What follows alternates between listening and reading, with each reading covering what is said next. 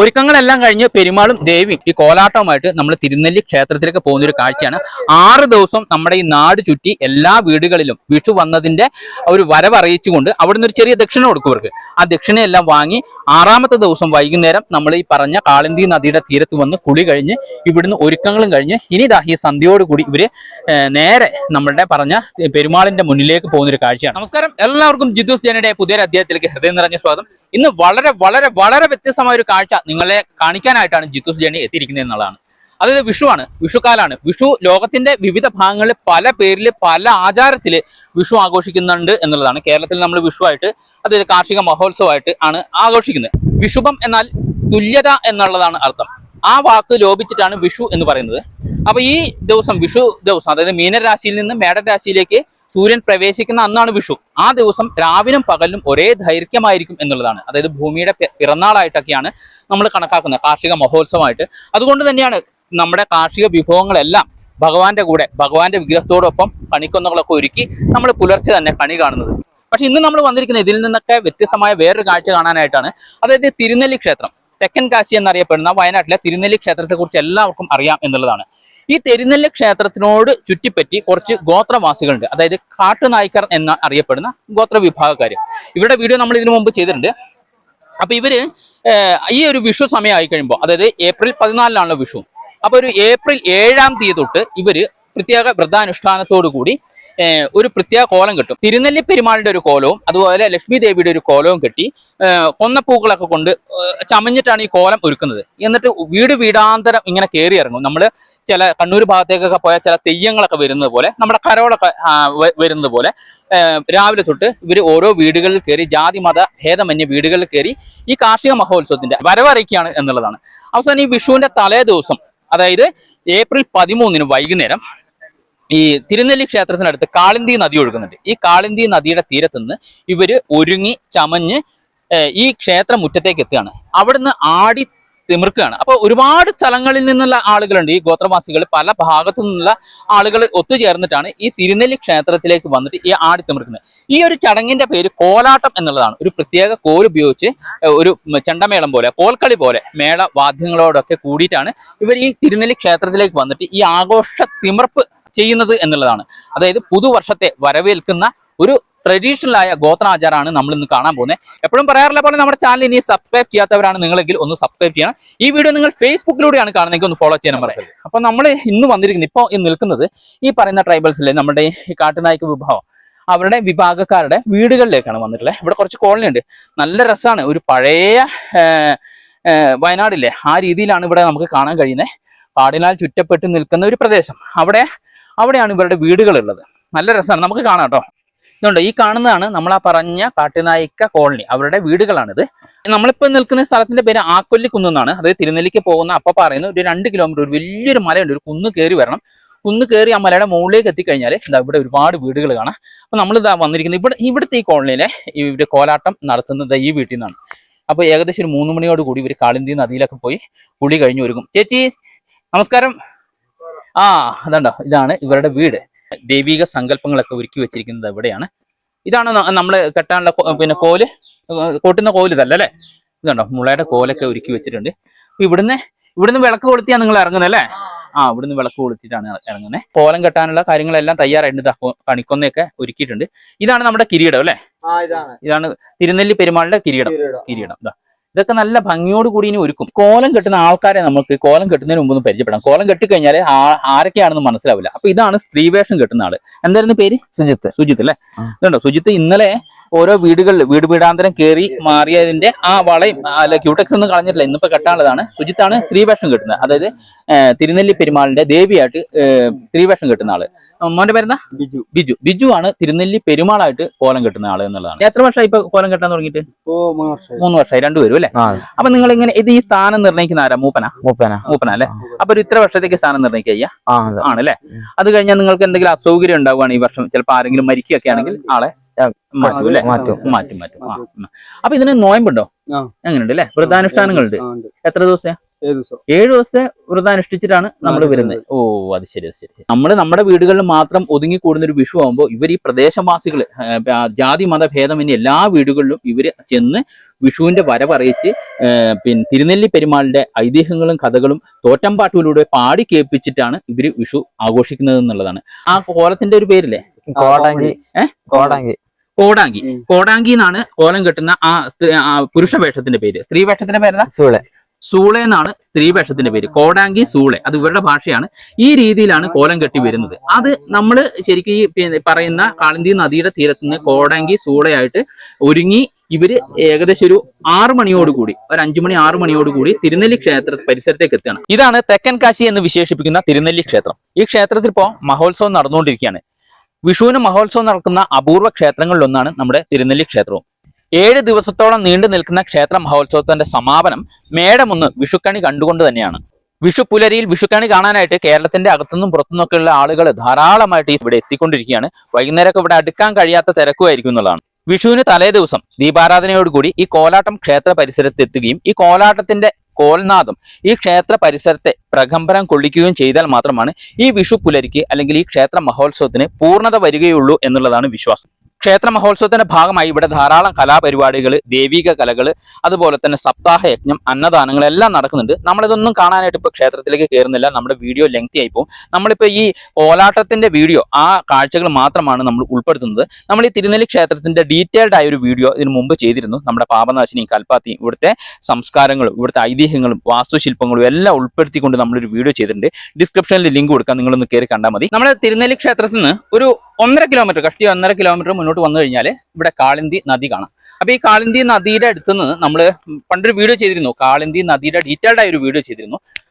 എങ്കിലും ഇതിന്റെ രത്ന ചുരുക്കം പറയാം, ബ്രഹ്മഗിരി മലനിരയുടെ മുകളിൽ നിന്ന് ഒഴുകി വരുന്ന നദിയാണ് ഈ കാളിന്തി നദി. ഇത് ശരിക്കും പറഞ്ഞാൽ ഒരു നീല കളറിലാണ് ശരിക്കും കാണാൻ കഴിയുന്നത്. ഇപ്പോൾ വെള്ളം കുറവായതുകൊണ്ടാണ്, ഇല്ലെങ്കിൽ ഒരു നീല കളറിൽ നമുക്ക് കാണാൻ കഴിയുന്നതാണ്. അതുകൊണ്ടാണ് ഇതിനൊരു കാളിന്തി എന്നുള്ള പേര് വന്നിട്ടുള്ളത്. പിന്നെ ഇവിടെ അടുത്തായിട്ട് കൃഷ്ണന്റെ ഒരു കാൽപാദം പതിഞ്ഞൊരു ശിലയുണ്ട് എന്നുള്ളതൊക്കെയാണ് വിശ്വാസങ്ങൾ. ഇതാ ഇങ്ങോട്ട് നോക്കി, ഇപ്പോൾ വേനലായതുകൊണ്ടാണ്, അല്ലെങ്കിൽ ഇതാ ഇങ്ങോട്ടൊക്കെ നോക്കി ഞാൻ മനോഹരമായി വെള്ളം കുത്തി ഒഴുകി പോകുന്നൊരു കാഴ്ച കാണായിരുന്നു. ഇപ്പോൾ ഇതാ ഉരുളൻ കല്ലുകളാണ്. പക്ഷെ ഇവിടേക്ക് വരുമ്പോൾ വേറൊരു കാര്യം എന്ന് വെച്ച് കഴിഞ്ഞാൽ നല്ലൊരു രസകരമായ ഒരു കാഴ്ച, ഒരുപാട് കുട്ടികൾ നീന്തുന്ന, മീൻ പിടിക്കുന്ന ഒക്കെ കാഴ്ചകൾ നമുക്ക് കാണാൻ കഴിയുന്നുള്ളതാണ്. ഇതുണ്ടോ അവന്മാർ, കുറേ ചെക്കന്മാർ കണ്ടോ, കുട്ടികൾ കണ്ടോ ആ പാറപ്പുറത്ത് കിടക്കുന്നത്, കുളിയൊക്കെ കഴിഞ്ഞ് ഇങ്ങനെ കിടക്കുക. ഈ കനാലിൻ്റെ അടുത്തുകൂടെ നമ്മളിങ്ങനെ എത്തിക്കഴിഞ്ഞാൽ ഇതാ നമ്മുടെ ടീം ഇവിടെ ഒരുക്കം തുടങ്ങി എന്നുള്ള, അവർ കുളിയൊക്കെ കഴിഞ്ഞു, അവർ ഒരുക്കം തുടങ്ങിയിട്ടുള്ള കാഴ്ചയാണ് നമുക്ക് കാണാൻ കഴിയുന്നത്. കാളിന്തിയുടെ തീരത്ത് വന്ന് ഇവിടുന്ന് കുളിയെല്ലാം കഴിഞ്ഞ് കണ്ടോ, കണ്ടു കഴിഞ്ഞാൽ തന്നെ ഒന്ന് ചാടി കുളിക്കാൻ തോന്നും. അത്രയും മനോഹരമായ ഒരു വെള്ളച്ചാട്ടങ്ങളും കുളിരേകുന്ന അരുവിയൊക്കെയാണ്. ഇവിടുന്ന് കുളിയൊക്കെ കഴിഞ്ഞ് ഇവർ ആ കോലം കെട്ടുന്ന ഒരു കാഴ്ചയാണ്. അപ്പോൾ ഇതാ പല രീതിയിലുള്ള കോലങ്ങളാണ് വരച്ചുകൊണ്ടിരിക്കുന്നത്. ഇതാണ് തിരുനെല്ലി പെരുമാളിനെ ഒരുക്കിക്കൊണ്ടിരിക്കുന്ന കാഴ്ചയാണ്. നമ്മൾ രാവിലെ ഇവരുടെ വീട്ടിൽ ചെന്ന് കഴിഞ്ഞപ്പോഴത്തേക്കും നമ്മളെ പരിചയപ്പെട്ടില്ലേ, നമ്മൾ പരിചയപ്പെട്ട ആളാണ്. അദ്ദേഹം തിരുനെല്ലി പെരുമാളിന്റെ കോലം വരച്ചുകൊണ്ടിരിക്കുന്ന ഒരു കാഴ്ചയാണ് നമുക്ക് കാണാൻ കഴിയുന്നത്. പണ്ട് ഇത് ട്രഡീഷണലായ ഇവരുടെ പരമ്പരാഗതമായ ചില കളറുകളൊക്കെ ഉപയോഗിച്ച് തന്നെയായിരുന്നു ഇവർ ചെയ്തിരുന്നത്. പക്ഷെ ഇന്ന് അധികം കിട്ടാനില്ല, നമ്മളധികം ഫാൻസി സാധനമൊക്കെയാണ് അധികം ഉപയോഗിക്കുന്നത്. എങ്കിലും ആ ഒരു തനിമ നഷ്ടപ്പെടാതെ ഇപ്പോഴും ഇവർ ഇത് ചെയ്യുന്നുണ്ട് എന്നുള്ളതാണ്. ആ പെരുമാളിന്റെ പത്നിയുടെ ഒരു വേഷം ഇവിടെ ഒരുങ്ങിക്കൊണ്ടിരിക്കുകയാണ്. അത് എല്ലാം ഒരുക്കുന്നതൊക്കെ ഇവരുടെ കുടുംബക്കാരാണ്, ഇവരുടെ സഹോദരങ്ങളാണ്, ഇവരുടെ വീട്ടുകാരൊക്കെ തന്നെയാണ്. ഇതുണ്ടോ എന്ത് രസം നോക്ക്. അപ്പോൾ ആ ദേവീനെ ഒരുക്കുന്ന, ആ പത്നീനെ ഒരുക്കുന്ന ഒരു കാഴ്ചയാണ് നമുക്കിവിടെ കാണാൻ കഴിയുന്നത്. ഇപ്പോൾ തുടങ്ങിയിട്ടുള്ളൂ, കുറച്ച് നേരത്തെ പണിയുണ്ട്. നമ്മൾ ഈ കഥകളിക്കൊക്കെ ചുട്ടി കുത്തുന്ന പോലെ ചില മനോഹരമായുള്ള ഡിസൈനുകളും മേക്കപ്പുകളൊക്കെയാണ് നമുക്കിവിടെ കാണാൻ കഴിയുന്നത്. ഇതുണ്ടോ പാദസരങ്ങളൊക്കെ ഇട്ട് കണ്ടോ, കാലൊക്കെ കണ്ടു കഴിഞ്ഞാൽ പെൺകുട്ടികളുടെ കാല് പോലെ തന്നെ ഉണ്ട്, അടിപൊളിയായിട്ടുണ്ട്. അത് കഴിഞ്ഞാൽ ഇതാ ഇവിടെ കണ്ടോ വളകളൊക്കെ കണ്ടോ, വളയൊക്കെ ഇട്ട് ഇതാ ഒരുങ്ങുന്നൊരു കാഴ്ചയാണ്. നമ്മൾ വീണ്ടും ഈ കാളിന്തിയുടെ തീരത്തൂടെ ഇങ്ങനെ നടക്കുമ്പോൾ നമ്മൾ ശബരിമലക്കൊക്കെ പോകുമ്പോൾ ഇങ്ങനെ വിരിവെക്കുന്ന കാണില്ലേ, അതേപോലെ ഓരോ സ്ഥലങ്ങളിൽ നിന്നും വന്നിട്ടുള്ള ആളുകളുണ്ട്. പനവല്ലി, അതുപോലെ തോൽപ്പെട്ടി, അപ്പപ്പാറ, അങ്ങനെ ഓരോ കോളനികളിൽ നിന്നും വന്നുള്ള ആളുകൾ ചെറുതായിട്ട് ഒരു വിരി വെച്ചിട്ട് അവരുടെ ആ പ്രദേശത്ത് ആ കുടുംബാംഗങ്ങൾ എല്ലാവരും കൂടി ഇവിടെ കോലാട്ടത്തിനുള്ള ഒരുക്കങ്ങൾ നടത്തുന്ന ഒരു കാഴ്ച നമുക്ക് കാണാം. ഇതിന്റെ പ്രധാന വസ്തു എന്ന് പറയുന്നത് കൊന്നപ്പൂവാണെന്ന് നമ്മൾ പറഞ്ഞല്ലോ. ഇതുണ്ടോ തിരുനെല്ലി പെരുമാളിന്റെ കിരീടമാണ് ഉണ്ടാക്കുന്നത്, തിരുനെല്ലി പെരുമാളിന്റെ കിരീടം. അപ്പൊ ഇത് വളരെ മനോഹരമായ രീതിയിൽ തന്നെ, ഒരുപാട് ട്രഡീഷണലായ രീതിയിൽ തന്നെയാണ് ഇതൊക്കെ ചെയ്തെടുക്കുന്നത് എന്നുള്ളതാണ്. അത് കഴിഞ്ഞാൽ അരമണിയുണ്ട്, പിന്നെ ദക്ഷിണ വെക്കാനുള്ളതാ എല്ലാ കാര്യങ്ങളും ഉണ്ട്, വെറ്റിലടക്ക, തേങ്ങ, കാണിപ്പൊന്ന് എല്ലാം ഉണ്ട്. അത് കഴിഞ്ഞാൽ ഇവിടെ വന്നു കഴിഞ്ഞാൽ ഈ പറയുന്ന കോലാട്ടത്തിന് ഉപയോഗിക്കുന്ന വൈക്കോല് കാണാം, നമുക്ക് മുളത്തണ്ട് കാണാം. അതുപോലെ ദേവിക്ക് കൊടുക്കാനുള്ള പട്ട് സാരിയൊക്കെ കാണാം. നൂറ്റാണ്ടുകൾ പഴക്കമുള്ള ഈ ആചാരം ശരിക്കും പുറം ലോകം അറിഞ്ഞിട്ടില്ല എന്നുള്ളതാണ്. ഇത് വയനാട്ടിൽ എന്ന് പറയാൻ പറ്റില്ല, വയനാട്ടിൽ ഈ തിരുനെല്ലി ക്ഷേത്രത്തോട് അനുബന്ധിച്ച് ഈ പ്രദേശത്ത് മാത്രം നടക്കുന്ന ഒരു ആചാരമാണ് ഈ പറയുന്ന കോലാട്ടം എന്നുള്ളത്. ഇതുണ്ടോ തിരുനെല്ലി പെരുമാളിനെ ഇതാ വരച്ചുകൊണ്ടിരിക്കുന്നു. അപ്പൊ ഇവിടെ വേറൊരു രസകരമായ ഒരു കാര്യം കൂടി ഉണ്ട്. ഭഗവാന്റെ ഒരു ചിത്രം വരയ്ക്കുന്ന ഒരു കാഴ്ച കാണാം. ഇതുണ്ടോ നല്ല ലൈറ്റാണ് കേട്ടോ. ഇതുണ്ടോ ഉണ്ണിക്കണ്ണന്റെ ഭഗവാന്റെ ഒരു മയിൽപ്പീലി ചൂടി നിൽക്കുന്ന ഭഗവാന്റെ ഒരു ചിത്രം എന്താ വരച്ചുകൊണ്ടിരിക്കുകയാണ് പുറത്ത്. അപ്പൊ ഇതൊക്കെ ചായം പുരട്ടി ഇപ്പോൾ മനോഹരമാക്കി എടുക്കും. ആ ഒരു കാഴ്ച കാണുന്നത്. ഇതുണ്ടോ നല്ല ആർട്ടിസ്റ്റാണ് ഇദ്ദേഹം. എന്താ ഫോണിൽ നോക്കിയിട്ടാണ്, യൂട്യൂബിൽ നോക്കിയിട്ടാണ് വരയ്ക്കുന്നത്. ഇതുണ്ടോ അമ്പാടിക്കണ്ണനെ. നമ്മുടെ ഒരുക്കങ്ങളൊക്കെ പൂർത്തിയായി ഒരു ടീമിന്റെ. നമ്മൾ നേരത്തെ കണ്ട ആ മോനിലെ എന്തായിരുന്നു പേരെന്തായിരുന്നു, സുജിത്ത് ഇതാ പിന്നെ ദേവിയായി മാറി എന്നുള്ളതാണ്. ഇതുണ്ടോ സാരിയൊക്കെ കൊടുത്ത് എന്ത് മനോഹരം. സുജിത്തിന്റെ വീട്ടിൽ പോയതൊക്കെ ഓർമ്മയില്ലേ നമ്മൾ രാവിലെ? അത് കഴിഞ്ഞതാ സുജിത്തിനെ നമ്മൾ ഇവിടുന്ന് കണ്ടിരുന്നു. ഇവരാണ് ഈ സുജിത്തിന്റെ ബ്യൂട്ടീഷ്യൻസ്. അടിപൊളിയാക്കിണ്ട് കേട്ടോ. ഇതാ ഇവിടെ ഒരു ഫോട്ടോഗ്രാഫർ ഉണ്ടല്ലോ. ഇത് കഴിഞ്ഞ് കഴിഞ്ഞാൽ ഇതാ ഇങ്ങോട്ട് കുറച്ചിങ്ങോട്ട് മാറിക്കഴിഞ്ഞ് ഇതിന്റെ തൊട്ടടുത്തായിട്ട് തന്നെ പെരുമാളിന് ഒരുക്കുന്ന ഒരു കാഴ്ച നമുക്ക് കാണാം. ഇതെല്ലാം ഈ കാളിന്തി നദിയുടെ തീരത്തു നിന്നാണ് ഓർക്കണേ. ഇതുണ്ട് പെരുമാളും ഒരുങ്ങിക്കൊണ്ടിരിക്കുക. അപ്പൊ പെരുമാൾ ചുറ്റുന്ന പട്ട് നമ്മൾ സാധാരണ പട്ടൊക്കെ ചുറ്റുന്ന കണ്ടില്ലേ, ആ പട്ടിന് പകരം എന്താ പെരുമാൾ ചുറ്റുന്നത് എന്താ വെച്ചാൽ കൊന്നപ്പൂവാണ്. കോലാട്ടത്തിന്റെ ഏകദേശം ചമയം എല്ലാം പൂർത്തിയായി എന്നുള്ളതാണ്. ഇതാ അരമണി കെട്ടിക്കൊണ്ടിരിക്കുന്ന ഒരു കാഴ്ചയാണ് കാണുന്നത്. അരമണി കെട്ടി ഇനി കിരീടം കൂടെ വെക്കാനുള്ളൂ. അങ്ങനെ നമ്മുടെ പെരുമാളിന്റെയും ആ ദേവിയുടെ ഒരുക്കങ്ങളെല്ലാം കഴിഞ്ഞു. ഇതുണ്ട് അരമണിയും അതുപോലെ കൊന്നപ്പൂ കൊണ്ടുള്ള ഒരു വസ്ത്രധാരണയൊക്കെയാണ് നമുക്ക് കാണാൻ കഴിയുന്നത്. അത് കഴിഞ്ഞാൽ ഇതുണ്ട് താടിയൊക്കെ വെച്ച് ആ കിരീടമൊക്കെ വെച്ച് പെരുമാളും ദേവിയും ഏതാനും നിമിഷങ്ങൾക്കകം ഇവിടുന്ന് ഈ പറയുന്ന ഇവരുടെ ഈ ട്രഡീഷണൽ കോലാട്ടവുമായിട്ട് തിരുനെല്ലി ക്ഷേത്രത്തിന് മുറ്റത്തേക്ക് എത്തുന്ന ഒരു കാഴ്ചയാണ് നമുക്ക് കാണാൻ കഴിയുന്നത്. എന്ത് മനോഹരമായ രീതിയിലാണ് ഒരുക്കിയിരിക്കുന്നത് നോക്ക് അല്ലേ.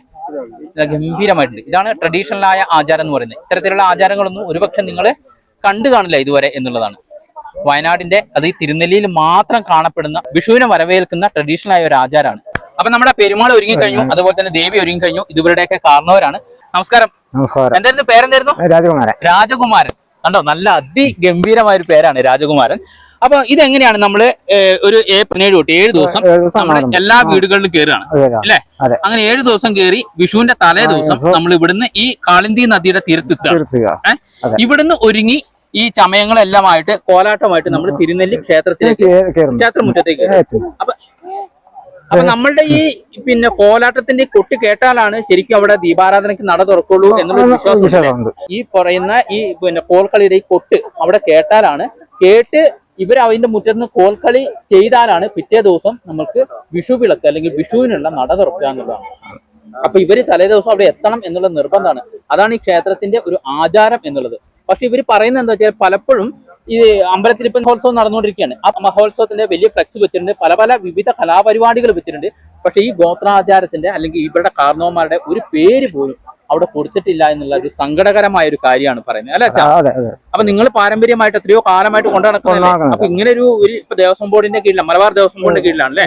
അപ്പൊ അങ്ങനെയൊക്കെ ആവുമ്പോൾ എന്തായാലും ഇവരുടെ ഒരു ഈ ഇത്രയും അത് ലോകത്തില് വേറെ എവിടെ ഉണ്ടാവില്ല ഇങ്ങനത്തെ ഒരു ആഘോഷം, ഈ ഒരു ആചാരം. ഈ ആചാരം അവിടെ ചെന്ന് കഴിഞ്ഞാലാണ് നാളത്തെ വിഷു പുലരിക്ക് വേണ്ടി നട തുറക്കുമ്പോൾ, നട തുറക്കണമെങ്കിൽ ഈ കോലാട്ടം ഇവിടുന്ന് പറയുന്ന പല വിഭാഗ ആളുകളും ക്ഷേത്രം മുറ്റത്ത് എത്തണം എന്നുള്ളതാണ്. ഇവരുടെ ഈ ഒരു ആചാരങ്ങളോ ഈ അനുഷ്ഠാനങ്ങളോ പുറം ലോകം അറിയുന്നില്ല അല്ലെ? അറിയുന്നില്ല. അത് വളരെ സങ്കടകരമായ ഒരു കാര്യമാണ്. നിങ്ങൾ നൂറ്റാണ്ടുകൾ പഴക്കമുള്ള ആചാരമാണ് അല്ലെ? അപ്പൊ എന്തായാലും പുറം ലോകം അറിയട്ടെ. ക്ഷേത്രവും അല്ലെങ്കിൽ മറ്റു ന്യൂസുകളൊന്നും പുറത്തു വിട്ടില്ലെങ്കിൽ ജിത്തൂസ് ജേണിയിലൂടെ പുറം ലോകം അറിയട്ടെ. നിങ്ങൾ എല്ലാവരും ഇത് കാണുന്ന എല്ലാവരും അറിയട്ടെ. കൂടുതൽ അടുത്ത വർഷം കൂടുതൽ ആളുകൾ ഇതിലേക്ക് എത്തട്ടെ എന്നുള്ളതാണ്. ഇനി നമുക്ക് ഇവിടെ ഒരു പൂജയാണ് കാണുന്നത്. ഇത് കണ്ടോ, ഈ കാളിന്തിയുടെ തീരത്ത് വെച്ച് തന്നെ ഒരു ചെറിയൊരു പൂജ. വലിയ ആഡംബര പൂജയൊന്നുമല്ല. ഗണപതിക്ക് ഒരു പ്രസാദം വെക്കുന്ന പോലെ അരിയും പിന്നെ പഴവും നാളികേരമൊക്കെ വെച്ചിട്ട് ചെറിയൊരു പൂജ നടത്തി ചന്ദനത്തിരി കൊളുത്തി ഇനി ഇവിടുന്ന് ഈ പിന്നെ കോലങ്ങൾ, ഈ കോലാട്ടത്തിന്റെ ഈ ഓല രൂപങ്ങളില്ലേ, പെരുമാളും ദേവിയൊക്കെ കൂടെ നമ്മൾ തിരുനെല്ലി ക്ഷേത്രത്തിലേക്ക് പോകുന്ന ഒരു കാഴ്ചയാണ് നമുക്ക് കാണാൻ കഴിയുന്നത്. അപ്പൊ ആ പോകാനുള്ള ആ യാത്ര അയപ്പാണ് ഇവിടെ കാണുന്നത്. ഇതുണ്ടോ, ആ യാത്രയപ്പാണ് ഇവിടെ കാണുന്നത്. ആ ചന്ദനത്തിരി കൊണ്ട് ഒരു ആരതിയൊക്കെ ഒഴിഞ്ഞ് പെരുമാളിന്റെ കിരീടത്തിൽ ആ ചന്ദനത്തിരി കുത്തി വെച്ചിട്ടാണ് പോകുന്നത്. കണ്ടോ, പെരുമാളിന്റെ കിരീടത്തിൽ ചന്ദനത്തിരി അർപ്പിക്കുന്നുണ്ട്. പെരുമാളും ദേവിയും ഇതാ ഇവിടുന്ന് ഈ കോലാട്ടവുമായിട്ട് നമ്മൾ തിരുനെല്ലി ക്ഷേത്രത്തിലേക്ക് പോകുന്ന ഒരു കാഴ്ചയാണ്. 6 ദിവസം നമ്മുടെ ഈ നാട് ചുറ്റി എല്ലാ വീടുകളിലും വിഷു വന്നതിന്റെ ഒരു വരവറിയിച്ചുകൊണ്ട് അവിടുന്ന് ഒരു ചെറിയ ദക്ഷിണ കൊടുക്കുവർക്ക്. ആ ദക്ഷിണയെല്ലാം വാങ്ങി 6ാമത്തെ ദിവസം വൈകുന്നേരം നമ്മൾ ഈ പറഞ്ഞ കാളിന്തി നദിയുടെ തീരത്ത് വന്ന് കുളി കഴിഞ്ഞ് ഇവിടുന്ന് ഒരുക്കങ്ങളും കഴിഞ്ഞ് ഇനി ഇതാ ഈ സന്ധ്യയോടുകൂടി ഇവര് നേരെ നമ്മളുടെ പറഞ്ഞ പെരുമാളിന്റെ മുന്നിലേക്ക് പോകുന്ന ഒരു കാഴ്ചയാണ്. അങ്ങനെ നമ്മൾ കാളിന്തിയുടെ തീരത്ത് നിന്ന് തെക്കൻ കാശിയായ തിരുനെല്ലി ക്ഷേത്രത്തിന്റെ കവാടത്തിലേക്ക് എത്തിയിരിക്കുകയാണ്. നമ്മൾ രാവിലെ വന്നതാണ്. അപ്പൊ ഇവിടെ മഹോത്സവം നടക്കുകയാണ്. നാളെ വിഷുക്കണി കാണാനായിട്ട് ഒരുപാട് ഭക്തജനങ്ങളാണ് കേരളത്തിന്റെ അകത്തുനിന്നും പുറത്തുനിന്നും ഒക്കെ ആയിട്ട് ഈ ക്ഷേത്ര മുറ്റത്തേക്ക് എത്തിയിരിക്കുന്നത്. ക്ഷേത്രത്തിൽ എത്തുന്നതിന് മുമ്പായിട്ട് ഇവിടെ ഒരു ദേവത്താർ മണ്ഡപമുണ്ട്. എന്താ ഈ കാണുന്നത്. ഇവിടെ നമ്മൾ പറഞ്ഞ ആ വനവാസികളുടെ കുടുംബക്കാരൊക്കെ ഇവിടെ വന്ന് സ്റ്റേ ചെയ്യുന്നുണ്ട് അവരുടെ ആട്ടം കാണാനായിട്ട്. അപ്പൊ ഈ ദേവത്താർ മണ്ഡപത്തിലേക്ക് ആണ് ആദ്യം നമ്മുടെ പെരുമാൾ വന്നിറങ്ങുക. പെരുമാളും ദേവി ഇവിടെയാണ് ആടി തകർക്കുന്നത്, കോലാട്ടം നടക്കുന്നത്. ആദ്യമായിട്ട് കോലാട്ടം നടക്കുന്നത് ഇവിടെയാണ്. മണ്ഡപത്തിന്റെ ഒരു പുനരുദ്ധാരണം നമുക്കിവിടെ കാണാം. അതിന്റെ നിർമ്മാണങ്ങൾ നടന്നുകൊണ്ടിരിക്കുകയാണ്. തിരുനെല്ലി പെരുമാളും ദേവി എല്ലാം ദാ ഈ ക്ഷേത്ര മുറ്റത്തേക്ക് എത്തി എന്നുള്ളതാണ്. പിന്നെ ദൈവത്താർ മണ്ഡപത്തിലേക്ക് ഇറങ്ങുന്ന ഒരു കാഴ്ചയാണ്. എന്താ ചടുല നൃത്തത്തോടു കൂടിയാണ് ഈ ദൈവത്താർ മണ്ഡപത്തിലേക്ക് ഇറങ്ങുന്നത്. അപ്പൊ ഏതാനും നിമിഷങ്ങൾക്കകം ഇവിടെ കോലാട്ടം നടക്കാൻ പോവാണ്. അപ്പൊ ഈ കോലാട്ടത്തിന്റെ ഒരു ഐതിഹ്യം നമ്മൾ പറഞ്ഞല്ലോ. തിരുനെല്ലി പെരുമാളിനെ കുറിച്ചുള്ള തോറ്റമ്പാട്ടാണ് ഇവര് പാടി ആടുന്നത്. ഈ തോറ്റമ്പാട്ടിന്റെ പ്രത്യേകത എന്ന് വെച്ചാല് അതായത് മലയാളം, കന്നഡ, തെലുങ്ക്, തമിഴ് ഇതെല്ലാം ഉൾപ്പെടുത്തിയിട്ടുള്ള ഒരു ഭാഷയാണ് ഇവരുടെ എന്നുള്ളതാണ്. അതിന് ലിപിയില്ല ഇവരുടെ ഭാഷയ്ക്ക്. അപ്പൊ ഇതിൽ നിന്നെല്ലാം കടമെടുത്തിട്ടാണ് ഇവർ സംസാരിക്കുന്നതും അതുപോലെ തന്നെ ഈ തോറ്റമ്പാട്ട് ഉണ്ടാക്കിയിരിക്കുന്നത്.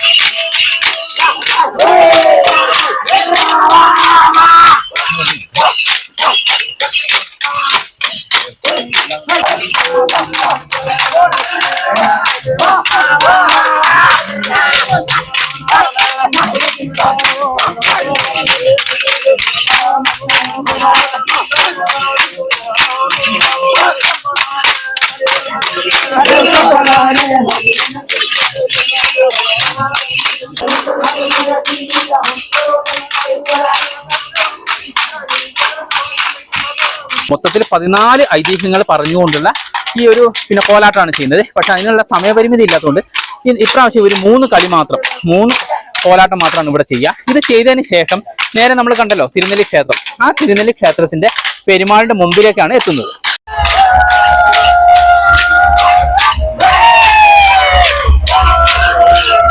ഓരോ ടീമുകൾ വന്നുകൊണ്ടിരിക്കുകയാണ്. അടുത്ത ടീമിലേക്ക് എത്തി. അപ്പൊ ഇനി ഇവർ ആടുന്ന ഒരു കാഴ്ചയാണ് കാണുന്നത്. അങ്ങനെ ഏകദേശം ഒരു 10 മണി, രാത്രി 10 മണി വരെ ഈ ഒരു കോലാട്ടം നമുക്കിവിടെ കാണാൻ കഴിയുന്നുള്ളതാണ്. അത് കഴിഞ്ഞിട്ടാണ് നമ്മൾ തിരുനെല്ലി പെരുമാളിന്റെ മുമ്പിലേക്ക് പോയിട്ട് ഇത് സമാപിക്കുന്നത്. ആ സമാപിച്ചത് കഴിഞ്ഞതിന് ശേഷം പുലർച്ചെയാണ് നമ്മൾ വിഷുക്കണി കാണുന്നത്. ഈ വർഷത്തെ വിഷുക്കണി കാണുന്നത് എന്നുള്ളതാണ്. അടുത്ത ടീമിന്റെ പെരുമാളും ദേവിയാണ് കാണുന്നത് കേട്ടോ. ഒരു തോൾസഞ്ചിയൊക്കെ ആയിട്ടാണ് വരുന്നത് ഇവര്. അപ്പൊ ദേശം ചുറ്റി ഊര് തണ്ടിയായിട്ട് ആണ് നമ്മൾ ഈ ക്ഷേത്ര മുറ്റത്തേക്ക് എത്തുന്നതെന്നുള്ള ഒരു ഐതിഹ്യം കൂടിയുണ്ട്.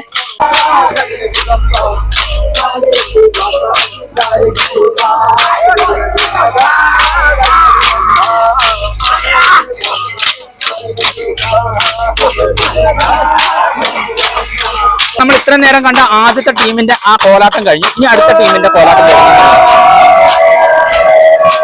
ദൈവത്താർ മണ്ഡപത്തിൽ നിന്ന് കോലാട്ടം കഴിഞ്ഞ് തിരുനെല്ലി പെരുമാളിന്റെ മുമ്പിലേക്ക് പോകുന്ന ഒരു കാഴ്ചയാണ് കാണുന്നത്. ഇനി അവിടെ നിന്നാണ് ആടി തകർക്കുന്നത്.